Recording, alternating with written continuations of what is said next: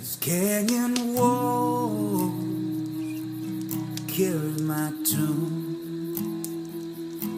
The only one to hear my song are the coyotes and the wolves. But if I drink enough of this flask, I can hear them sing your song too. Hi, this is Robert Leiterman with the Bluff Creek Podcast. I'm at my backyard in Fortuna, California. And with me, my guest today is Eli Watson. And he was traveling through the area here. And we kind of met up at pretty much at the Louse camp, so to speak, Bluff Creek. Yeah. And you're working on kind of a filming program right now, right? Mm-hmm. Yeah, it's a project with the Small Town Monsters, part of a series called Beyond the Trail. So we filmed episodes 3 and 4 on this trip. I do the series with Alexander Pedikov. He's done a couple series with Small Town Monsters, a couple of independent projects on his own, and he kind of brought me on board for this series. So he did the first episode by himself, which is called the Granite State Bigfoot Case. I did the second episode, which was Northern Maine, kind of the Allagash Wilderness Waterway in the wilderness area up there, and just kind of did some looking for Bigfoot up there. So now episode 3 is going to be all about the Bluff Creek Louse Camp area. Episode 4 is going to be the Mount Hood National Forest area. So, Oh, wow. yeah. Because we're excited. Yeah. And after we talked, I kind of looked up some of your stuff. It's like, oh, this guy's been busy. Yeah. Yeah. Because when you came down to Louse Camp, you guys were kind of a whole week, actually. Yep. Pretty close to that. Yep. And you guys wanted to see where the film site was, so Yep. that was kind of cool. And the whole adventure of coming down to a whole different area and filming that. And so, what do you think of the Bluff Creek area? Oh, it's nice. It's it's surprising because it reminded me a lot of the kind of the forests in Southern California. Yeah. In a way, just by how dry it is. You know, I'm thinking this is the southern portion of the Pacific Northwest. I'm picturing like Washington State, kind of everything's wet and moist, and it wasn't quite like that, you know? No. You gotta go a little further inland to get that. Yeah. So I think that's what surprised me. And another thing that surprised me a lot about it was its remoteness, because it's really, I don't want to say, it's kind of a pain in the ass to get there. I don't know. Yeah. You know, it's in there. So I think I enjoyed that, just the remoteness of it. I could see something like Sasquatch living there. Oh, yeah. Yeah. Oh, yeah. It's pretty isolated. It's like, you got to plan ahead. From my house, from right now, if I get in my car and drive, Yeah. to get to Louse Camp, we're looking at maybe a little over 3 hours. Yeah. And that's not exceeding the speed limit. That's just like the average driving, but it's Sure. just a long ways to go. Because, of course, most of that is paved. Even when you got to the Go Road Yep. out of Orleans and you drove 17 miles up the Go Road and you made a left, Yep. you're still on that pavement for another mile and a half-ish before you made a right, passing through an open gate on 12 and 13, and that become dirt. Yep. Then you had basically about 8 miles of some dirt driving. Yeah. Yeah, but it's kind of cool. Now, your car isn't a high-performance off-highway vehicle, is it? No. My little Toyota Corolla Yeah. is being pushed to the limit. So, Yeah, it's like when I went to go check on Laos, you guys were out and about. I think you guys went to Elk Valley. But, yep. And there's this car parked there. I go, oh, I wonder whose that is. Yeah, it's mine. Yeah, a lot of dust on it, you know. And it wasn't flat. I mean, you survived it, but Yeah. I think every one of us in the group has gotten a flat. Yeah. Some of us have broken out our oil pans. Some of us have broken our windshields, right? Rocks being kicked up. Oh, jeez. And like my FJ, I go, I drove my Ford Ranger long bed, one-wheel drive. Yeah. Never got a flat with that truck, ever. And then I got with my FJ, four-wheel drive. You go a little faster when you have four-wheel drive. You have this false sense of security that you're good. Oh, you got knobbier tires. Oh, we're good. But the rocks are so sharp, you got to go slow no matter what. Yeah. Yeah, and I got a flat. I have a spare, but I'm thinking, what if I got another flat? I'd be so screwed, right? So one of the members of the group had this little thingy you just screw on your tire and you push a button and air fills into it. Whoa, compressor, this is awesome. Then the tube, and it seals the hole and you move it around a little bit. And that was good to go. I go, this is like magic. So I put one of those in my special box in my car now. Nice. So it's good to be prepared for that, but you're okay because you were with other people. Yep. And Tate was there with us. Yep. Alex? Yeah. Yeah. Because Alex, on Alex's Facebook thing, he looks like some foreigner from Russia, in his picture. And the picture you took of him, he looks like some foreigner from Russia. He's in Siberia. Yeah. And the name, when he runs them together, I thought, some Russian guy. Yeah. So it threw me off there for a little bit. Yeah, he gets that a lot. So, yeah. He's actually from Serbia. Oh. So, not quite Russia there. No. You can't tell. I can't tell the accent. Oh, sure, no. Yeah. I can't either, It's almost like if you don't know Spanish, can you tell the difference between Mexican Spanish and, Peruvian Spanish? Yeah, or it's whatever. like, you can't, because you don't know it, So. Well, if you're going there, how about United States and speaking English? Yeah, there you go. Yeah. Could be in the Southeast, you go, what's he saying? Translator. Yeah. Or very so firm and proper in the Northeast, slangy in the Northwest, and then cool talk in Southern Cal, right? Right. Or even, British English, Or, yes. Or South African English, I can't understand that. Yeah, and Australian and the New Zealand. Oh, yeah, all that. Yeah. Oh, yeah. It is crazy. We live in a crazy place. But, about the Bigfoot stuff is, did you always believe in Bigfoot? Yeah. How did you get wrapped up in the Bigfoot stuff? I mean, we all have stories of what influenced us to make those decisions, and Sure. Well, what was it for you? What got you into this stuff?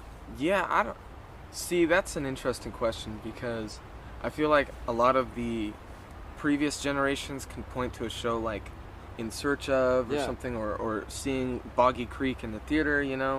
For me, I grew up in the age of cable television and the beginnings of the internet. So the first things that I remember seeing are shows like Monster Quest. Okay. Finding Bigfoot was a little bit after me, but I remember seeing that in like middle school, early high school. But the biggest influence for me, I think, was the internet and all those early blog forums and things like that, and just for me the biggest attractor was the chupacabra. Oh yeah. But of course I had heard about Bigfoot. I had seen the Patterson Gimlin film, and that was all over TV. The Loch Ness Monster, of course. For me, the biggest one was the chupacabra, just because I live in a desert, kind of close to Mexico. You're kind of associating it all. But yeah, Bigfoot, I don't know if I ever really considered that it wasn't real.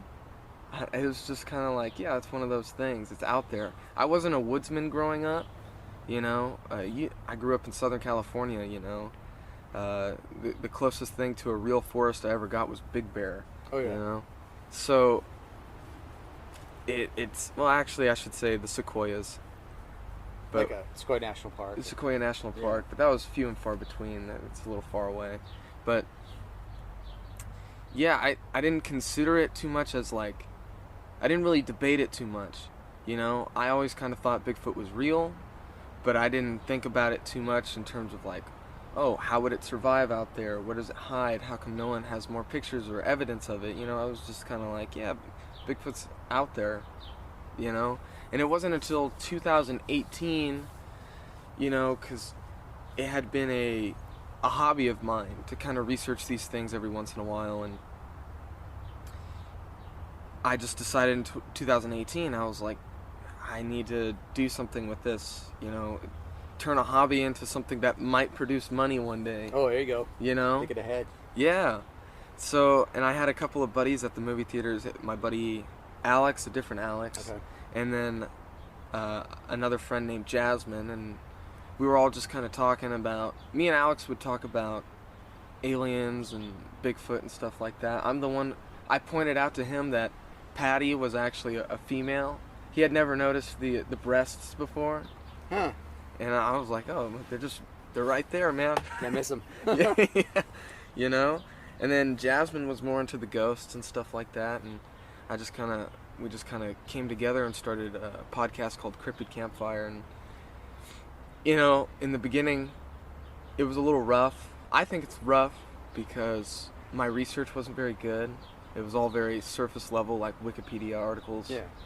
And then as I started getting more into it and finding names, coming across people like, M.K. Davis or Daniel Perez, and things like that, or Lauren Coleman, and like, these people have like spent time researching and discovering things, and there's a whole world of books out there and movies and, just stuff that isn't, if you're not really into it, you don't really know is there. I can't go up on the street and ask someone, have you ever seen The Legend of Boggy Creek? You could, but the answer's probably going to be no. So as I got really into it, and one thing led to another, I started talking to people in the community, and now I'm in your backyard. Yeah, so, imagine that, under the kiwi arbor here. Under the kiwi arbor, yeah. Yeah, and the winds, you probably could hear it though. I have in a windy area, I admit, but we're hiding behind trees at a point where it's not as loud. I try to get the birds to quiet down, but they're not cooperative. But that just caused some good ambience. But we get a little bit of breeze. You'll probably hear a little white noise in the background, but it's a peaceful place. But anyhow, enough of my sanctuary. So getting involved with the Bigfoot stuff, it's kind of crazy. So the project you're working on pretty much recently. Yeah. How long ago did you start those or get involved with those? I did. So the first episode I did, I think. Well, let me go back. So Alex did his first episode, I believe, in either February or March of this year, 2021. Okay. So, and that was the first episode, and he did that solo. And Alex and I had been friends. And then it kind of came up that we were going to go to the Olympic Peninsula and do stuff with the Olympic Project up there. Okay. And he wanted me to come along and just kind of help out, camera stuff. And, I know my camera equipment very well, And so we went up there and did that, and it just kind of, the team was created on that trip, and then about a month or two later, early June, so that Olympic Project trip was in April, Maine was in early June, and then a couple weeks later, now we're here in Northern California, in Oregon. And then in the next 4 weeks, we're going to be hitting up Colorado, Utah, and Ohio. That's another long trip there. Man, you guys could be like on the road. Yeah. That's the goal, I think, is to kind of have that be our full-time position. I wouldn't complain. Oh, no. Yeah, he's being single and lots of time on your hands. Yeah. No way, yeah. Yeah. And so where can people go to check these things out? Sure. The first 2 episodes are actually up on the Small Town Monsters YouTube channel. So, and they're about 45 to 50 minutes long. I think this California episode's going to be an epic, though. Maybe somewhere closer to the hour-and-a-half range. Wow. I'm not sure. There's a sequel coming up. I can see it. Yeah. Honestly, there's a lot to cover here. But yeah. They're available on the YouTube channel. Go watch it. Yeah, I'll have to check it out. I was kind of surfing real quick. You have some commercials, like on Facebook. It'll pop up, these little mini commercials. Mm-hmm. Of course, I had to go to follow you guys, go to your site and stuff, and it was interesting. There's one of a. Did you guys do the one with the swamp, that small monster thing, in Louisiana? We did. So that was actually part of a different show. Oh, okay. So I saw that. I go, wow. Yeah, so Alex and I were actually working on a different show last year. This is how we met. In fact, it was about exactly a year ago. Late July, I went out to Arizona working on this series called Chasing Legends. Okay. That was led by another guy named Nash Hoover. He's a good friend of mine. And very similar in concept, I think. So we did one episode in Arizona on the Mogollon Monster. I don't know if you've heard of that. No. So there's the Mogollon Rim. It's this big, just rim, landmass, highly forested, and there's Bigfoot reports that come out of there. And they call it the Mogollon Monster and whatnot. And then we went to Lake Champlain in Vermont. Oh, Champ. And did an episode on Champ. And Alex's first series for Small Town Monsters is called On the Trail of Champ, which is also available on the YouTube channel. Okay, good. You should check that one out. So Champ is very near and dear to him. I fell in love with the lake when I was out there. That was my first time out there. It's a beautiful lake. And then after that, we did a Louisiana episode about the Rougarou. And That's the French Cajun werewolf type thing? Yeah. Werewolf, yeah. So yeah, it's been a wild ride. So, and that was the end of that. We didn't know when we were going to see each other again, and now we see each other almost every month for long periods of time. So you guys get along pretty good then? Yeah, for the most part. Yeah, for the most part, yeah. Yeah.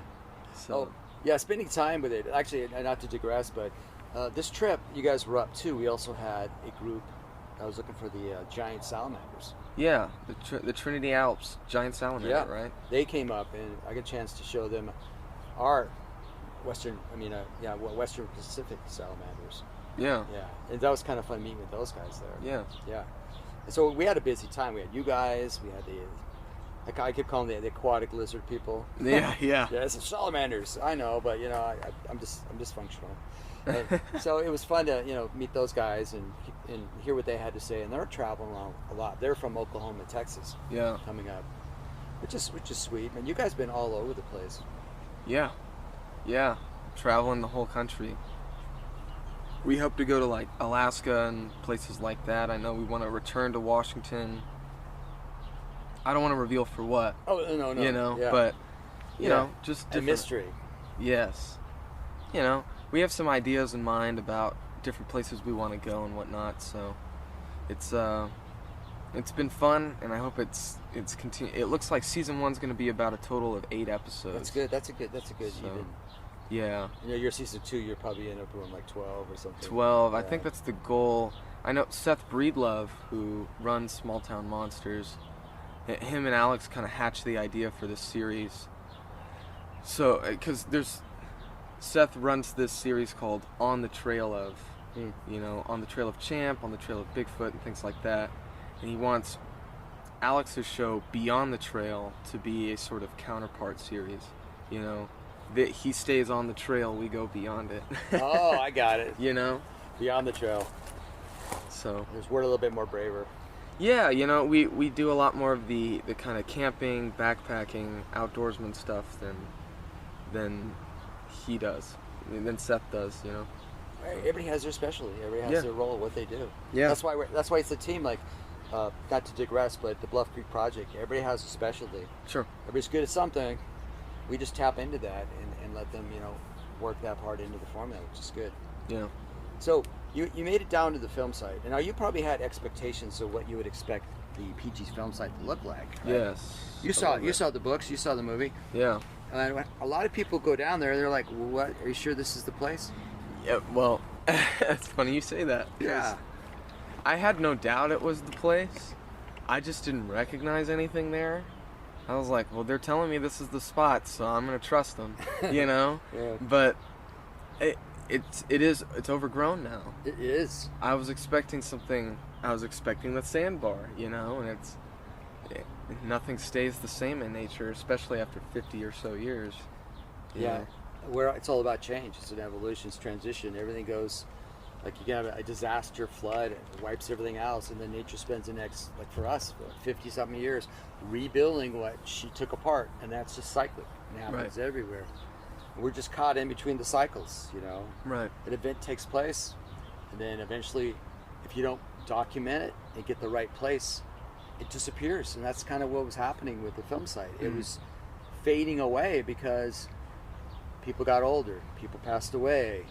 The people who were into the research of it weren't quite as interested of going to that isolated place anymore. It wasn't until a new generation of explorers, so to speak, started popping up and wanting to right the wrong that it started getting changed. So we did that. So it's up to your generation now to keep it going, to make sure that where's that film site again? Yeah, right.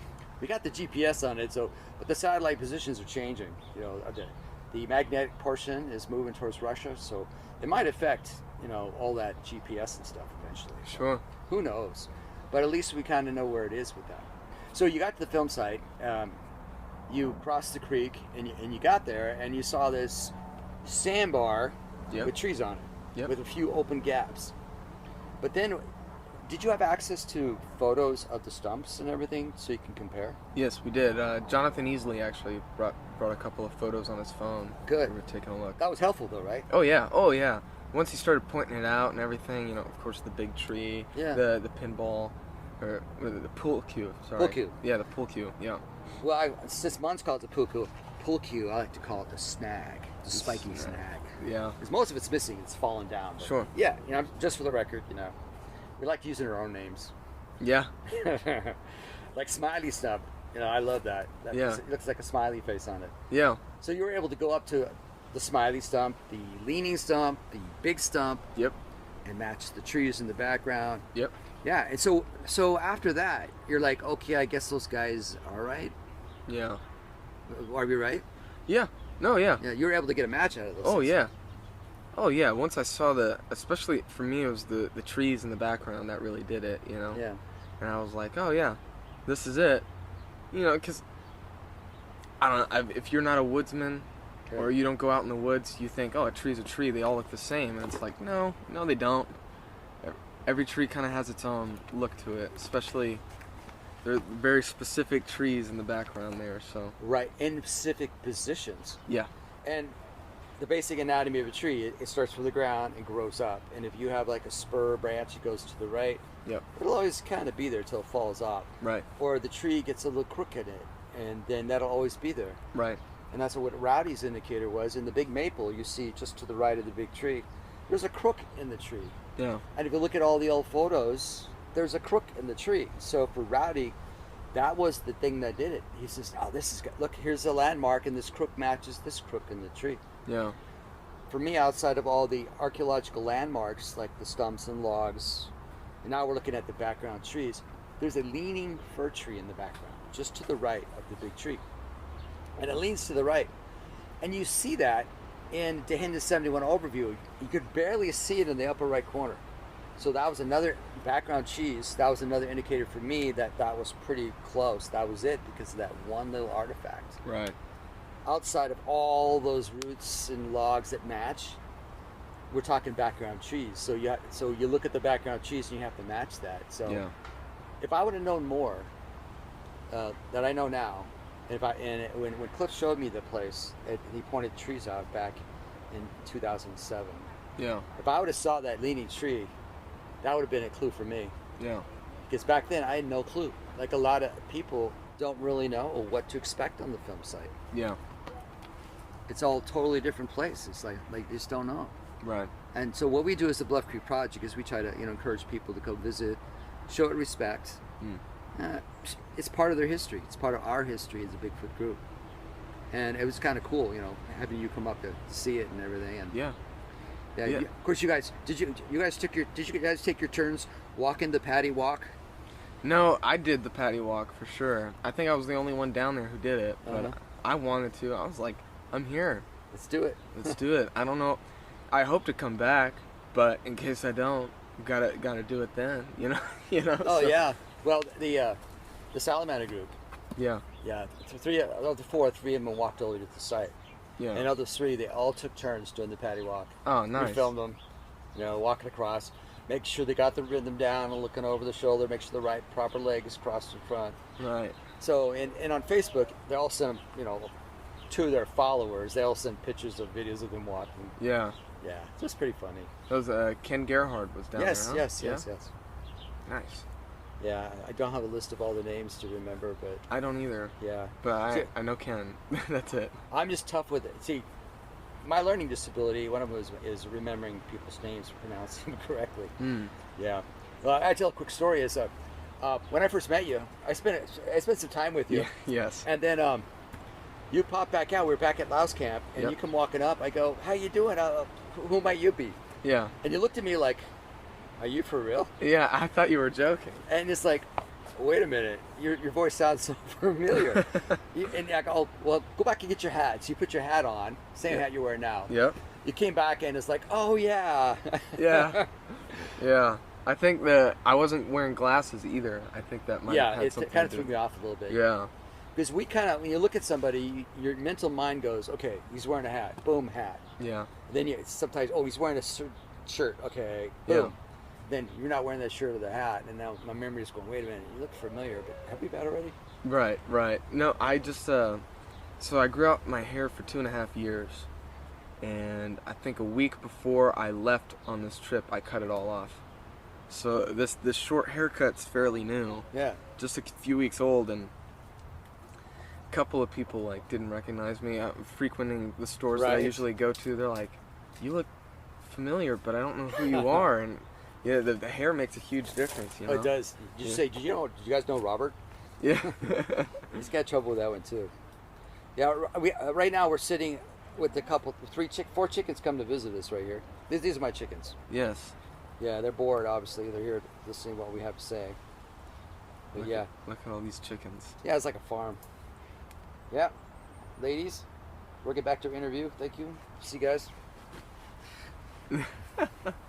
So, yeah, is there anything in the Bigfoot world, or anything you have doubts with, like the Patterson film? Or do you think that maybe it could be a guy in a suit that the Patterson film was shot, or no? You think it's the real thing? Yeah, I think it's the real. And why do you think it's the real thing? I know you're on the spot now. Yeah, I know. To me, it all comes down to the movement and the fact that no one else has been able to replicate a suit. You know, you have people like Bob Hieronymus who say, "Oh, I was the guy in the suit. This is how we made the suit," and it looks nothing like what's in the film. No. You know, you have muscles moving. You talked about, when I interviewed you not too long ago, the bounce test. Yeah, the bounce test. You know, for the breasts. You know, that's another huge thing. So, for me, it all just comes down to that. It just looks real, I guess. You know, that's my very unscientific answer, but... No, I mean, Bigfoot is an emotional thing when you think about it, and we have our reasons to believe what we do. Sure. And we're influenced by a lot of different things. Sure. And like when you go over and ask the other team that says, "Oh, no, that's BS," it's a guy in a costume, and they take a couple of the frames. Yeah. And they show you the seams. Yeah, the supposed seams. And the zippers. Right? Yeah. You know, like the herniated muscle, assuming when it's not in all the other footage, just certain areas. Yeah. And they go, look, there's a sleeve here. You know, there's the feet are fake. See how they flop around. You know. Yeah. So people have been looking at this movie, and for people who aren't too familiar with it, which in the Bigfoot world there'd be very few. Yeah. It's a blow up of a movie frame. Sure. And when you blow it up, you kind of lose a little detail. Would you agree? Mm-hmm. And so, all of a sudden, maybe we're seeing a seam here, we're seeing something there. But if you compare the whole, not just one picture, several frames from different positions, yep, you start questioning the seam lines or other things. And I know the bounce test. Who would ever dream of putting a set of breasts on a guy in a costume? Right. I mean, I guess you could, but why would you do that? I mean, that's just something that doesn't jump right out. Or you say if you have this costume, and you were very successful with your shot. Yep. Where's the follow-up movie? Yeah. Did they lose the suit? Right. Yeah. Where's the follow-up movie? Yeah, and that's another big thing is, you know, people like to point at Patterson's character. Yeah. You know, he's a sleazy car salesman type. You know, oh, he didn't have enough money to rent the camera or whatever, or he didn't pay the bill, he didn't return it on time or whatnot. And it's like, you can point out all these flaws or whatever, right? Because at that point you're holding someone's life under a microscope. Right. You know, if someone held me under a microscope, you would see, oh, well, Eli was a jerk here and there, you know, you can't really trust him because X, Y, and Z, you know. But then comes that. If he really was as sleazy and was just trying to do it all to get money, where's the follow-up movie? Right. You know? You would think, why would it just be a one-off? Why invest all that money into making a suit that far exceeds anything in Hollywood at the time? You know, 1968, I think Planet of the Apes came out. 69, 68, around there. Yeah. You know, and those suits look awful compared to Patty, you know? You mean just the face and the hands? The face, the hands. And the floppy shoes? Yeah, oh yeah. How about, was it the 2001 Space Odyssey? Yeah. Dun, dun, dun, dun, dun. With the monkey costumes. And the monkeys running around. Yeah. There's another guy who doesn't give a lot of press. Yeah. Because it's in Bill Munn's book. And he talks about that too. And so you have this other guy who suits look a heck of a lot better than the Planet of the Apes suits. Yeah. Which you hardly hear anything about. Yeah. Yeah, so that's another thing that popped up. And those are about the same window in terms of production. Right. But yeah. So it sounds like what you're saying is cancel culture has gotten to Bigfoot. It has. It has. So, long before cancel culture was called cancel culture, I think. So, but yeah, I mean, I'm just saying, if you're a sleazy businessman just trying to make money off of Bigfoot, and there are, you think there would be more evidence, more produced, especially if you're going to spend all that time making a suit that looks that good. Right. You're not just going to use it once and destroy it, In terms of costumes wise, back east, they were working on some costumes. They said, oh yeah, horsehair was the costume, motorcycle helmet glued on or whatever. Right. That he had contact lenses or whatever, something glued onto his face. And, and the gloves were sticks to make them look longer. Yep. So they had an excuse for every reason why it wasn't it. It was interesting. Right. But those are not scientifically proven. Those are just people saying what they say. They didn't go out and try to compare with those fake things. Right. That guy made the suit. Let me show you how it works. Right. Some other shows that come up and they had guys in suits, and you could tell it's not the same. Right. Yeah, because I get asked the same questions, and I used to waver on it. I used to go, well, I don't know. Show me. I haven't done enough research in it. Right. I really have it with the, I'm not the guy who breaks down the frames of Paddy walking. Sure. Neither am I. My role was just find the location where it was filmed. Sure. Yeah, whether it's a Bigfoot or whether it's a person in costume, it was all filmed at a location. Right. And we've proven where that was, and we document it, and there's no doubt. There's a few people who have some doubts. I like to say Mr. Inky Davis. Yeah. He's been invited for us to show him where it was, but he has not taken us up on the invitation. So, if anybody has any doubts, I'd be more than happy to show them the place. They can make their own judgments, but it's hard to make a judgment without actually going there and comparing. Right. But people do that. I saw one guy on the internet who investigates things, and he superimposed the gulch, Google Earth, over Dehinden 71 and said this is the place. And then he proceeded to put on their escape routes, potential Paddy escape routes. That's all your investigation from Google Earth on the internet without even going to the location to do proper investigation. Wow. And I see a lot of that. I see a lot of people who want to share their knowledge or do their investigations, but to me the best way to investigate something is to go there. Right. And compare the location with the artifacts that you have. Oh yeah. Yeah, I mean, I'm not convinced by looking at a lot of things, but a lot of people surf the information. They go over and they become experts. They learn a lot. Yeah, they call them the armchair researchers, right? Yes. And, because this happens to me all the time, you have this mental image of a place, and then you go there, and it's completely different. Right. Like the film site. Exactly like the film site. Yeah. I had an idea of what it was going to look like, and then I went there, and it was completely different. And not in terms of just the overgrowth, but the actual layout. Mm-hmm. Because the film is obviously focused on Paddy. It's not an establishing shot of the sandbar and what it looked like, So, I'm just kind of working off the little bit of footage I had seen. I hadn't seen all the dioramas and the diagrams yet. And so going there, I was like, oh wow, this is like totally different.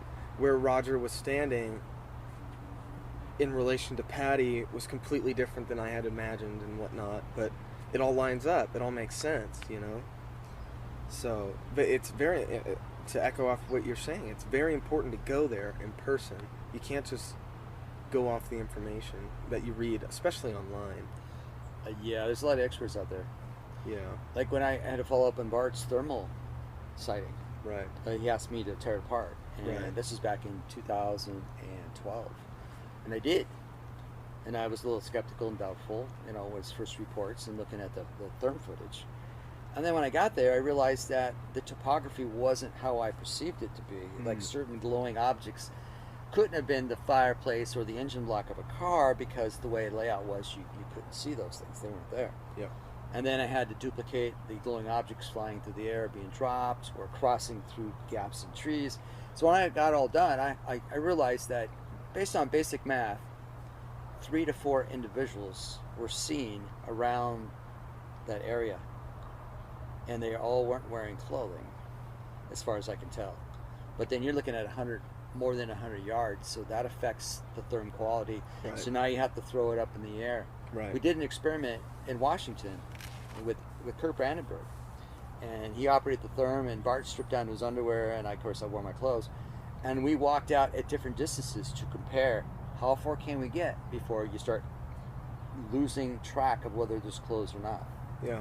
And 100 yards was pushing it. Yeah. Yeah. So those are experiments that you take in consideration when you're trying to evaluate other bits of information. But Right. that's good. I mean, I like that part of it. I mean, you show up in an investigation with a skeptical thought, but open-minded. Right. Some people show up with preconceived ideas, Right. and no matter what is going to happen, they already know what the answer is. Right. And I fight that all the time because, I think I know too much, and I go over there and I'm wrong again. And I'm like, oh. Yeah. So I learned to be a little more open-minded about it. Sure. And of course, giving people the benefit of the doubt, you got to do some of that too. But Yeah. it's crazy. So in terms of evidence, what would you say is some of the best evidence you have seen in your investigations or your follow-ups in your research? Like me personally? Yeah. Okay. So I can't say like the Patterson-Gimlin film. Oh, you can. You already talked about that. But Yeah. is there a second one? Yeah. Yeah. I mean, Yeah. me personally, I haven't experienced that much. Yeah. I haven't investigated too many cases. There's not a whole lot to investigate down in Southern California. So, the sightings up there are few and far between. Does Tate know that? Tate does not know that. I mean, oh yeah. See, he's a little bit more north than where I am. Okay. So to get to the Angeles National Forest and places like Yeah. that, it's going to take me 2-3 hours to get there, driving north. So I'm further south, more in a coastal area. I'm looking at the San Jacinto Range, Yeah. San Bernardino Range, Palomar, which there are sightings and reports from those areas, Yes. but it's not like going up to where Cliff's Museum is, where they get a report every week, Right. So for me, I guess I just have to go off of like the other things that I have seen and read online or in books. The Sierra Sounds is one that I always point to. Yeah, that's a good one. And that's not visual evidence or anything. To be honest, you can't be sure of what exactly is making those noises, but Yeah, you're going by hearsay. yeah, Of other people saying the shadow moving, and this is what I recorded. yeah, So again, you have to put trust into that. right, And the samurai talk. right, I heard something similar to that, yep, and I don't think it was a barred owl having it out. yep, So that made me question what I heard. right, I was with Bobo in the Redwood Forest, and I heard my first samurai talk. oh wow, And I look over to Bobo like, what the heck is that? And he looked at me like, I have no idea. But that's what it was. right, And the irony of that is 9 months before that, I was making fun of the sounds. wow, Saying, oh, I can duplicate that, yeah, yeah, sure. I can do that. sure, And now here I am on the side of a hill, the wee hours in the morning, and it's blackness out there, and there's two of us. And we're sitting there half asleep, and Mel was farther up sleeping, running his recorder. And I hear this. It wakes Yeah. me out of day. It's almost like, can we go up there now? Like, Yeah. can we go? No. Now, if I were to put words to the sounds, to me, that's what it was. oh weird, And I'm like, what? Here's that samurai talk again. Yeah. Stuff I was making fun of, not believing, and now I'm experiencing something similar to that. And I have to question it. I go, could that have been barred owls? right, They sound like monkeys, but this really wasn't a monkey. It didn't sound like monkey. It sounded like guttural talking, fast, which goes back to the samurai. right. Yeah. That's it. There's another guy. I had dinner with him, not last night, but the night before, You know, he's been involved with Ape Canyon and Mark Marcel and all that. That's a good one, yeah. He wasn't into Bigfoot, didn't really know too much about it, just wanted to go camping in Ape Canyon, you know, thought, oh, my buddy wants to go research whatever, you know, but it's a camping trip, I'm going to go. First night they're there, he described it as angry Hell's Angels, you know, kind of gutturally talking to each other up and down the canyon. And he comes back, and he's doing research, like, what the heck did I hear? Comes across the Sierra Sounds, and he's like, that's exactly what I heard. You know, how do you, what am I trying to say? How do you reconcile those things? You know?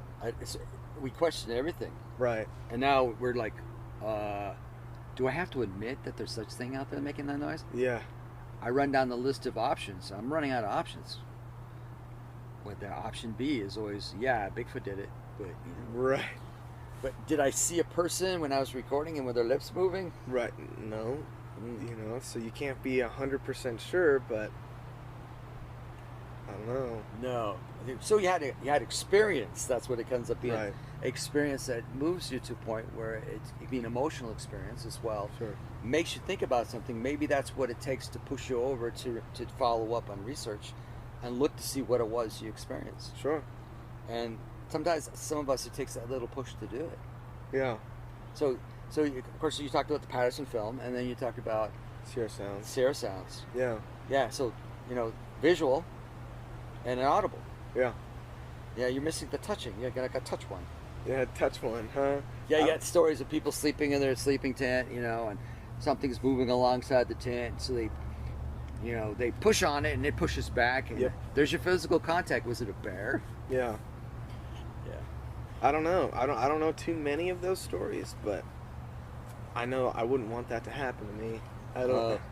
As I tell people, you know, when I start telling stories, they're like, oh, okay. Gee, I wish it happens to me, and I would say, be careful what you wish for. Yeah. Because you don't want to be that guy wanting to see answers, defying everything, and next thing you get these answers, and you're like, are you ready for them? Yeah. Are you ready? That's crazy. You know, but I'll say this. I'll share this. Because my interest in this field, I'm not super interested in finding it or proving that Bigfoot exists. You know, and I've been hearing a lot of people say that, but nobody says what I'm about to say after, which is my interest is in the people involved. You know,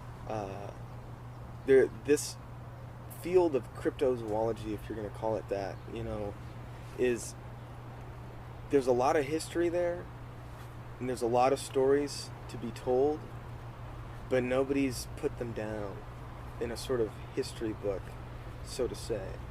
And that's kind of what I'm feeling like my calling in this field is to preserve the history of it, more so than just, you know, oh, here's all these random stories, but in attempting to synthesize a sort of narrative to it, you know? Like, you could talk about the four horsemen all day long. Right. But the only one that's still alive is Peter Byrne. And how is he going to... I mean, he hated basically the other three. So how is he going to relate the history? It's going to be off from reality. You need all four perspectives and the surrounding perspectives around them as well. You know, it's... So that's what I'm trying to do. Well, I think that's a good thing to do, because let's take the native culture, where a lot of the old timers, you want to call it that. Sure. The elders are passing away, and with it goes knowledge. Sure. And stories. Yes. And experiences. Yes. And it's not recorded or collected. Yes. They're lost forever. Yes. Then you get this thing called hearsay stories. Yeah. Is like, my grandpa tells me the story, and then he passes away, so I'm going to share the story with you. Right. Okay. It would be a better story if Grandpa could share it.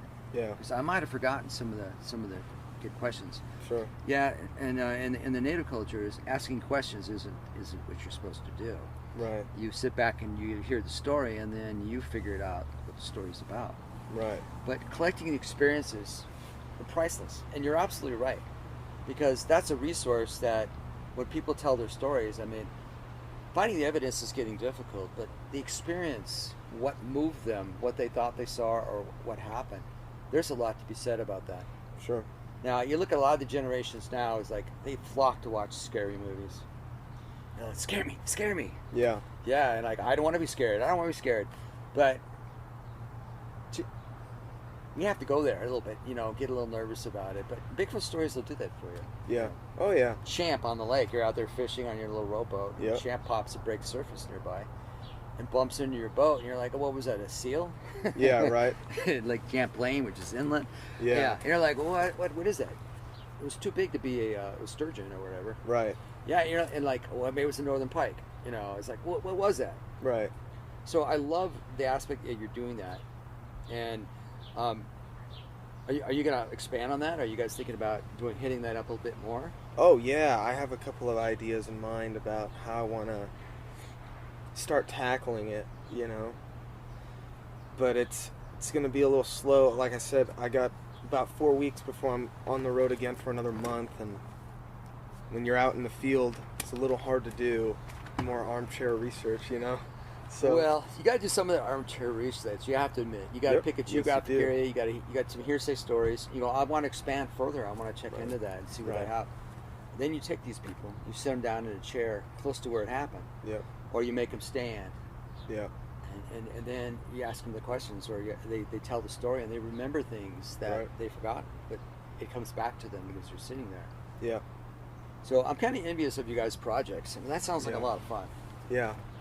It's been a blast so far, man. Just for me, it's the traveling, seeing all these different places. You know, there's some sort of quote where, you know, you travel to Earth not to learn about other places, but to learn more about yourself. You know, the journey of it. But you know, and we obviously camp mostly where we're at. Maybe get a hotel or a motel for a night to shower after weeks of not bathing. So you're not doing the Bear Grylls thing? No. Yeah, we're more Survivor Man in style, I think. You gotta injure yourself every episode of Survivor Man. Yeah, I do. Nothing major, just little cuts and things. But yeah, trophies. Yeah, but it's spiritual in a way. Yeah, at least for me. I agree. I think it is. I don't know what it's like for Alex. I can't speak for him, but for me it's spiritual. The woods are a spiritual place, no matter what woods they are. Right. You know? And you just kind of, I mean, we were talking about genetic memories and things like that last night, and you know, you talked about the campfire and how it's kind of baked in for humans to want to be around a fire, and there's something to say about nature itself, how connected we are to it and whatnot. So for me, it's kind of nice. So that's that connection that we're losing. Yeah. We spend more time in front of screens than outside enjoying that. We can take our screen outside now, right? Yeah. But I think we're missing something. And like I grew up outside, basically. Yeah. My kids grew up wanting to stay inside. Yeah. Work their fingers on those electronic devices. And I can't force them to want to be outside all the time. We used to take them, sequester them in a car, and drive them to a camping location. Yeah. And take away everything and say, okay, you're in the outdoors now. Be free. Yeah. Yeah. But when growing up, that's all we did. My dad and mom would take us 2 weeks. We travel across Western United States. We camped. It was so cool, and that's the reason I chose my career in park rangering. Is because I was influenced by people I came in contact with or experiences that I had. Right. And I chose that career move. Yeah. And I don't regret it for a second. Yeah. But we are so losing this connection with the environment, with the outdoors. And we really need to bring it back. Yes. Yeah, when the COVID thing kicked in, and wear a mask and stay inside. Yeah. I have a big yard, so guess where I spend a lot of my time? You know? Yeah. Outside. And for peace of mind, I found that sanctuary within myself, the peacefulness I needed to have to help me make my decisions and not stress out. I get in the outdoors. Right. When I go camping and I'm sitting there by my fire or just sitting out, you know, listening to the sounds of nature. Right. Or playing my flute or whatever, banging on my drums or whatever, driving all the animals away. Sure. Great music. Yeah. No, that's a great, for me, that's a great release, and I think more and more people need to experience that. Yeah. We're going to lose that interconnection touch. Like tracking skills. I had to relearn that stuff. Yeah. My ancestors were good at it. Yeah. I had to relearn it. Yeah. And I use it to track animals or to follow tracks or to find watering holes or whatever. It's just, to me, it's that wildness within myself. I can let it out, you know, and be one with nature. I know it sounds corny, but Sure. But I think the more we do that, the better off we're going to be. And it's warms my heart to hear that's what you do as well. Yeah. Yeah, I'm slowly doing it, you know, getting into it a lot more and more.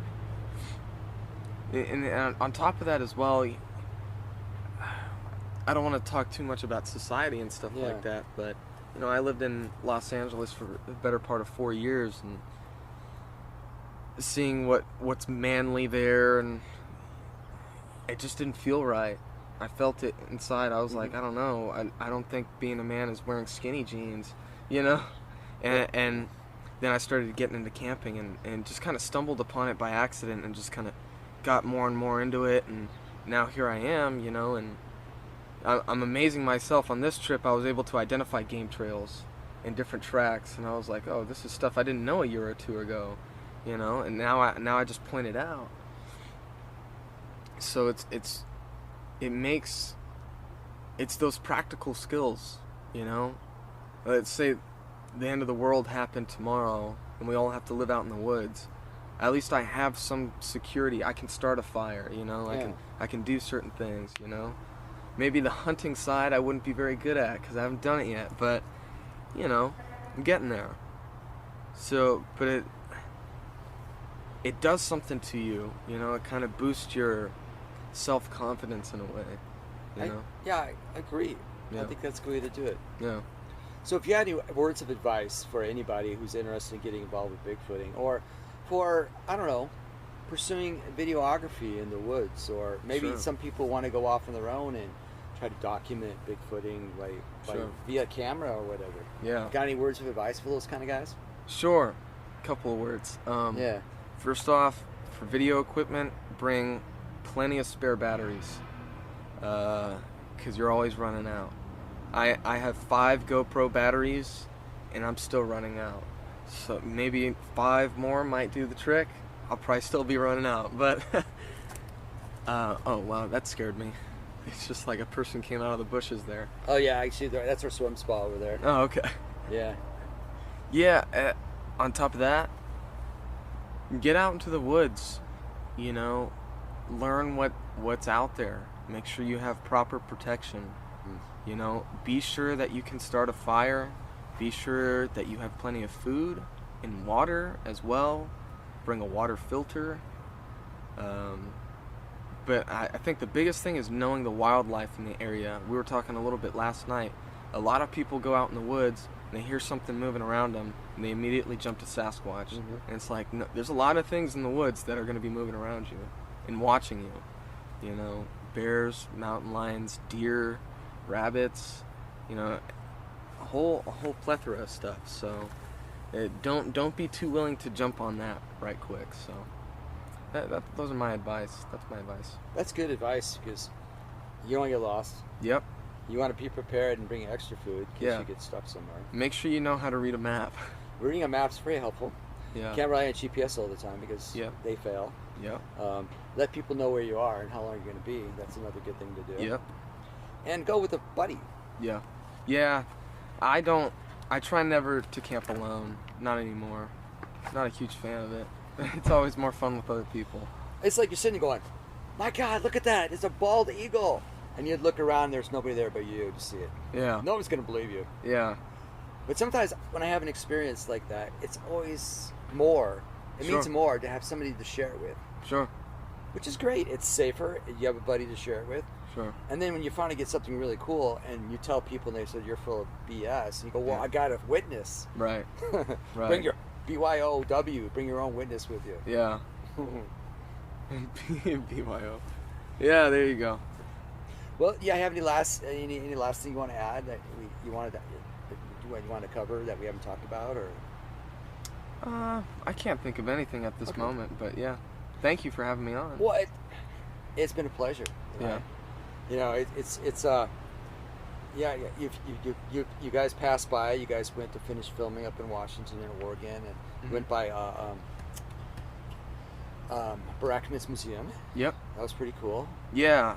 Would you recommend that museum for other people? Oh, absolutely. Check out, it's the North American Bigfoot Center in Boring, Oregon. Boring, but it's anything but. Yeah. Yeah, you know? It's a very well put together museum. They got plans to expand it even further than what they have now. And what they have now is very impressive. I don't know if you've been up to it. I have not been up there. Tate went up there. Kip has gone up there. I haven't been up there yet. You should definitely go up there. They have a blown up size of Patty to be life size, and you get the sense of scale there. You know, when you're watching a video, whether it be on your computer screen, when you're watching the Patterson Gimlin film, even on your TV screen, you still don't really get the full sense of how big it is. Right. You know, so to see Patty all blown up at 6.5 feet tall, you're like, geez, that's huge. That's perspective. Yeah. So, and I mean, there's a lot to learn at that museum. Very well put together, very respectable. You know, highly recommend it. Say hello to Cliff for me if you go. Tell Connor Anderson I said hello as well. Yeah. Tall dude with glasses and a beard. Is he one of the volunteers there, or? He works there full time. Okay. So, yeah. Good. Yeah, he's a good friend of mine. So. Sweet. Yeah. Well, great. It's been a pleasure talking to you. Thanks for taking the time to do this. And yeah. Sorry Tate's not here to help me. But, it's all good. He's heading back to Florida. He should be there shortly. Yeah. We talked to him last night. He was in Des Moines last night. Yeah, he's pedal to metal. He should be heading towards Florida. Yeah. All right. Well, I thank you so much. I appreciate it. Thank you. All right. So, our conclusion here at Leiterman's Ranch, Sand Prairie, for July 21st of 21. Thanks, guys, for listening. Talk to you later. This canyon wall carry my tune, the only one to hear my song, all the kind